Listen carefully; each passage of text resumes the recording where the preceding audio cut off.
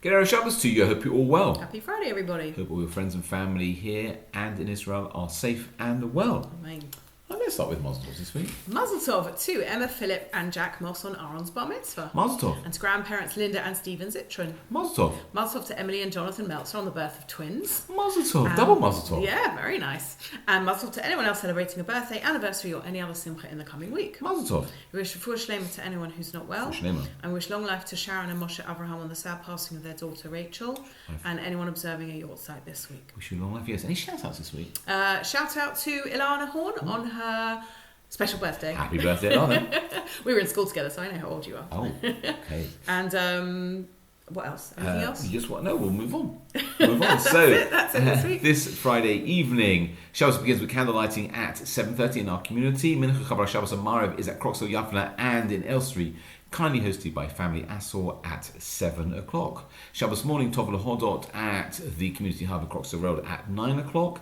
And main service at 9:30. And at the end of the service, we have a special guest speaker, Jonathan Haronov, who is Israel's international spokesperson to the UN. He'll be speaking at the end of the service. It'll be fascinating to listen to him. Shacharis at Yavna is at 9:15, and Jonathan Haronov will be speaking to the youth at Yavna on Shabbos morning as well. Mincha, it is at 8 o'clock, followed by a Suda and Shir. There is B'nai Akiva this week, and Shabbos ends at Maariv at 9:33. Just looking a little bit ahead, this Sunday, 1 o'clock, outside Downing Street. Do you know where that is?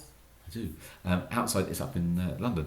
Outside Downing Street is a very important rally against anti-Semitism. If you're able to go to show your support, I think it's really, really important that we show up in numbers to make our voices heard.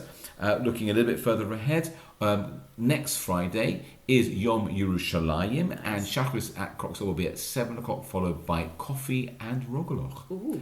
And then a little bit further ahead, looking forward towards Shavuos, all our plans are in place. We've got a fantastic lineup of speakers, scholars in residence. Some things to book, some things you don't need to something book. for people, something for all ages, lunch and learn. There is a women's tea and Torah, loads of those things for children. Youth, everybody. Everyone. That's right.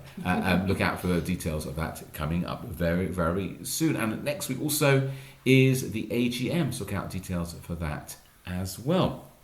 So just a really quick idea. Counting and stopping is actually a recurring theme in Jewish life. We count 7 days and then we stop and rest on Shabbos. From Pesach, we've been counting 7 weeks, and please God, we'll stop on Shavuos, which is also known as Atzeres, which means to stop.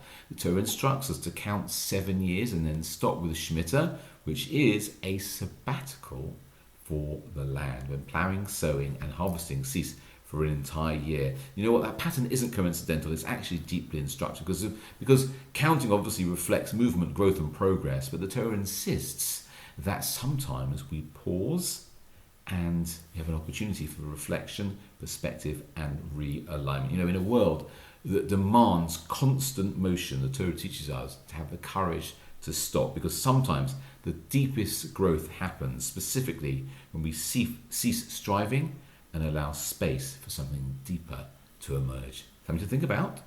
Have a good Shabbos. Thank you very much. Shabbat Shalom.